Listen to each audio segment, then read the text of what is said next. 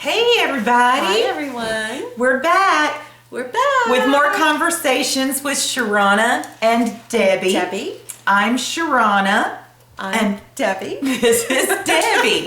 And we were just sitting here. She's in my big chair. I'm thinking I might, no promises, so don't hold me to this, but I've been thinking about when I do finally upholster it, doing a video of me upholstering it. Oh Lord. It would not necessarily be a how-to video as much as a comedy video.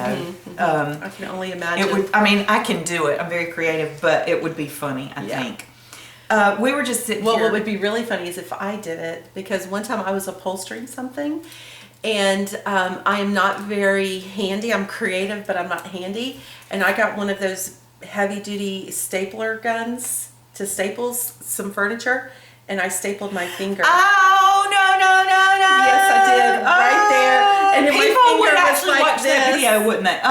And I had to go to the emergency room, and then they couldn't take it off, so I had to go to the doctor, and it was terrible. And my friend tried to take it out, and I was laying on the floor. I would be passed out. That would be so bad. So that was a good way to say it. I'm creative but not handy. Yeah. I'm creative and slightly handy. Okay. I wouldn't say I'm a lot handy. Right. I'm slightly handy. When you do this chair, I will not be a part of it. She can hold the camera and laugh. I will not be a part. The fabric that I bought, though, meanwhile, so cute. I need to show it to you. Oh, I can't wait. Oh, it's got watermelon colors. Cute. It's so pretty. It's so pretty. I love it. Of course, I'm a red girl anyway, but it's more like salmon and watermelon-y. And it's really fun. pretty. Yeah, it's really pretty. Oh, it's good. I can't anyway, wait. We were just sitting here in between shoots, and we have the funniest conversations that lead to the best thoughts, at least in my mind. Yeah, you have no idea. You really don't. What you missed because I turned the camera off. At the right time. I should leave the camera running. We might get more people really wanting to. That could be very scary. No. We were talking about seasons. We're always talking about seasons of life, but talking about learning to, as we grow, we were talking about learning to be alone. Where we went with this, I'll give you a little back on the conversation. Debbie is getting ready to go on. Can I tell them? Can I say it? Yeah. Go Okay. ahead. She's getting ready to go on a writing retreat. It's the only spoiler you get. And I have been wanting to go on a writing retreat, and my husband Marvin he said, "That's great, honey. Go." He's so sweet and supportive. But I can't go because the dates that she's going doesn't work for me. And so she was telling me about have you been there by yourself before? Yes.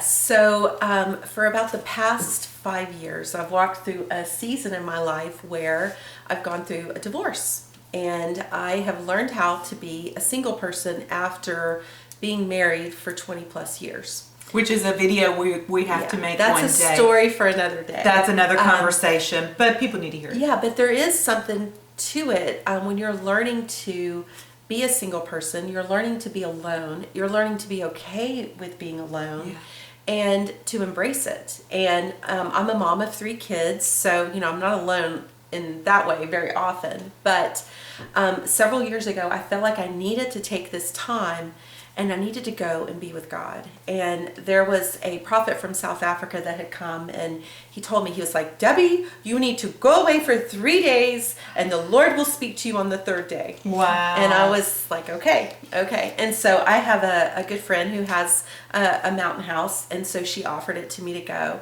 And when I got there, I didn't know what to do with myself. Yeah, I can imagine. What do I do?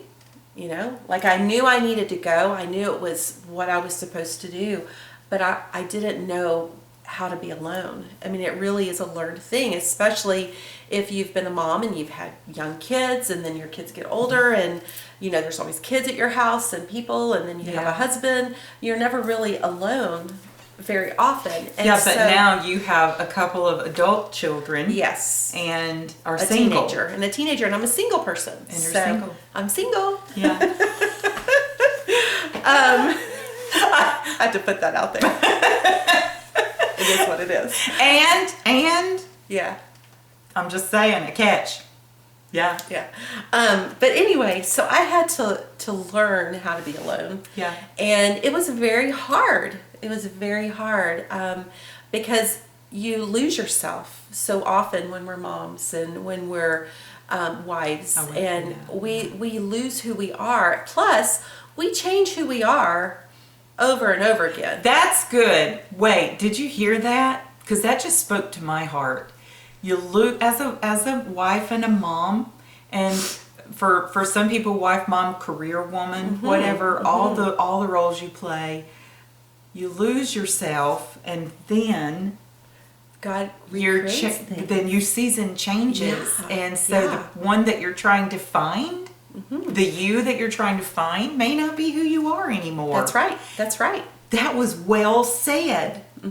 That was so well said. Yes, and I've experienced that. And I think so often we think that, okay, here's the life I'm in right now. It's always going to be like that. And I think so often we think that, we believe that lie, which that is so not the case. It's not. My husband, Marvin, and I often talk about how we feel like we've lived 5 lifetimes. Yeah. We've lived 5 lifetimes because the season has changed, but learning to embrace the season change. That's right. Whether it's a natural course of life or an uncontrollable event like a divorce. And learning how to be alone and learning to be okay with it. And so my time there, when I went away, when the prophet had told you. Yeah, when the prophet told me, and I was finish able to what go. He said. You go and you go for 3 days, and on the 3rd day, the Lord will speak to you. And I said, okay, I'm doing it. So I went, and my friend has a beautiful place, and I just felt a little uncomfortable at first, like, well, what do I want to drink? What do I want to do? Like, I can do anything I want, but I don't even know what that is, Because you're so used to catering. Yeah, taking care and just being in the system of your life and your schedule and all of that. And when you completely have freedom, it's almost like, wow. What do I do with it? You look at yourself in the mirror and you go, I'm Debbie, who are you? Because you don't know who wow. you are, right? I just got so many butterflies in my stomach when you said that. Yeah. Because not divorced, I am in a healthy, happy marriage, but still, we're 2 sides of a coin here. I still have looked in the mirror and said, hey, I'm Sheranna. Yeah, who are you? Who are you? What are you doing with my face? Yeah. Oh, yes. Oh, yes. Okay, go ahead. Who are you? That's funny. So true. And it's just, we're laughing because it's true. Yeah. Oh, you do it too. Yeah. So, I mean, this is what 52 looks like, I mean, come on. She looks gorge. Whatever. Thank you. But anyway, so that time that I was there was very precious to me. Wow. In so many different, in the most uncomfortable way. Wow. Because I learned something new about myself, and and it wasn't like the heavens opened and the angels ascended, and there was just all of these things that happened, and it wasn't like that. It was more of just being okay with me and being okay to be in this place and be alone, and because we're really never alone. And that's what so often the enemy wants us to believe, and we believe lies that we're alone, but we're really never alone. Right, How and you can we feel be alone, literally alone, and you can feel alone. Right. Heart alone, misunderstood alone. Right. No direction alone. Yes. I mean, the list is long. Yeah, and when you're in the middle of raising your children, you can feel very alone. When you're in the midst of your being married and your kids are coming up and everyone's in a million directions, you can feel very alone in a room of people. Yeah. You can feel very alone in your marriage. Yeah. But you were quite literally alone. Yes. And all of that is a story for another time, but I literally felt very alone. But it was just really precious because I was able to embrace it. I was able to learn how to be okay with it, that there isn't anything wrong with me, that that this was an ordained Did you time hear that? by God. That there isn't anything wrong with me. Right. As a child of God. Wow. Yeah. Yes, we're ever growing. Yes, we're imperfect. But He created us and He loves us, and there isn't anything wrong with us. No, not at all. And my friend's home has it's not in the mountains, but it has a mountain view. So the sunsets and the sunrises are just beautiful, especially the sunsets. I mean, they're just beautiful. So the third day I was there, and I was watching the sunset, and I laid a blanket out because she's got this long deck. And it's just a beautiful place. And so I laid out a blanket, and I'm just sitting there, and I have my journal, and I have my Bible, and I have something to drink, and I'm just enjoying the beauty of the evening. And I just looked, and the sunset was breathtaking. Wow. Like it really was, and I've never seen a sunset quite like that. Wow. And I felt the Lord tell me, I made the sunset just for you. Wow. I believe that so completely. And I was just overcome by the love of the Father, because there was an ordained time for He and I to be there in the most intimate way.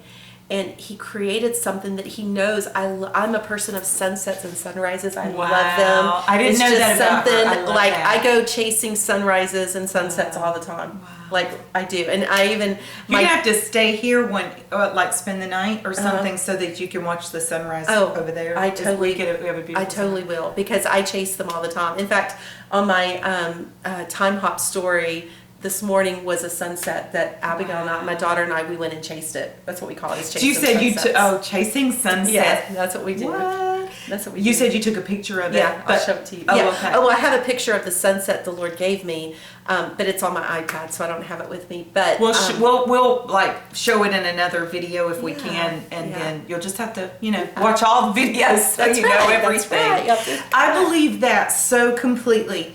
First of all, I believe with all of my heart that you heard Him say that to you, and that it was absolutely. He who said that to you. Absolutely, without a doubt. He speaks to us, people. He speaks. He does. He is our intimate friend. He is our Father, and He speaks to us. He does.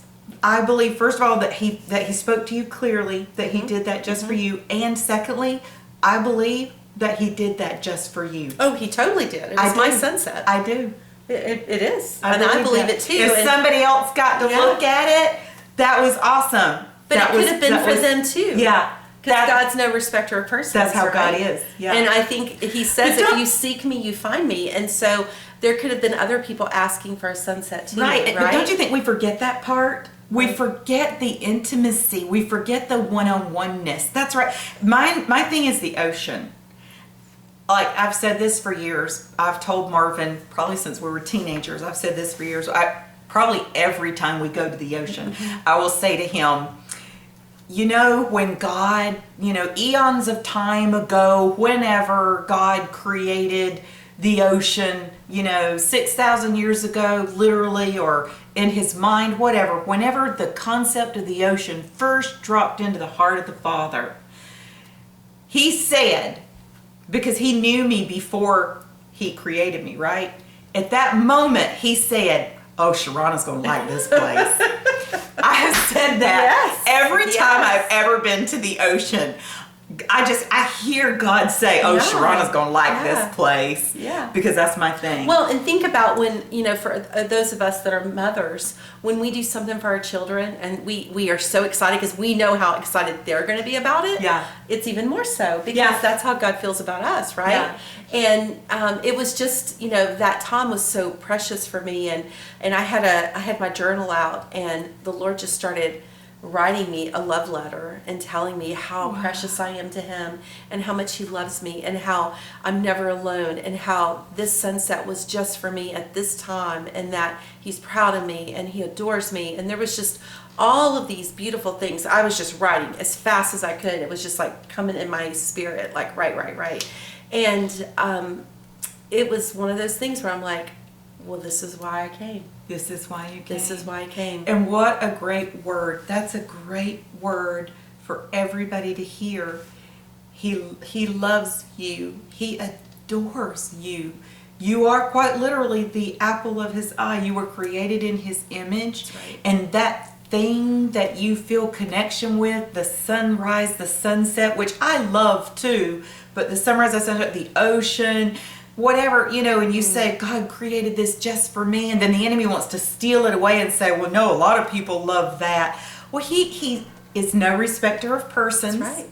And yes, just because it's about other people doesn't make it any less about That's right. you. That's right.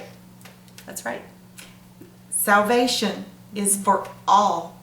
Your relationship is what you have.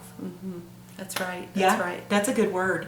Yes. That's a good word. Yes. And as usual, I don't know how long the video is, so we're going to stop it here because that's a good point. Oh, Selah, S-E-L-A-H, Selah, pause and ponder. What is it that you love, that you know God created just for you? Give him some glory. Thank him for it. Yeah? And go bask in it.